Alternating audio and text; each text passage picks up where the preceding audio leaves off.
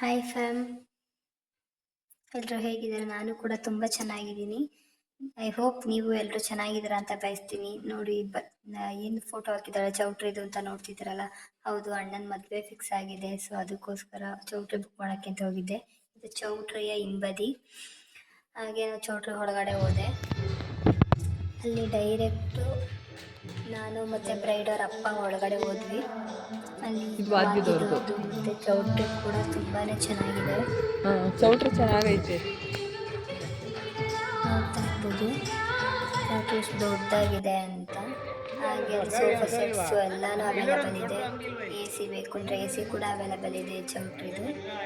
ಮತ್ತು ಚೌಟ್ರಿ ಓನರು ನನ್ನ ಎಲ್ರಿಗೂ ತೋರಿಸ್ತಿದ್ರು, ಅಮ್ಮಂಗೆ, ಬ್ರೈಡರ್ ಅಪ್ಪನಿಗೆ, ನಮಗೆಲ್ಲ ಚೌಟ್ರಿದ ಏನೇನು ಸ್ಪೆಷಾಲಿಟಿ ಇದೆ ಅಂತ ಎಲ್ಲನೂ ಹೇಳ್ಕೊತಾ ತೋರಿಸ್ತಾ ಹೋದರು. ಎಲ್ಲನೂ ಚೆನ್ನಾಗಿದೆ. ಚೌಟ್ರಿ ಕೂಡ ತುಂಬಾ ದೊಡ್ಡದಾಗಿದೆ.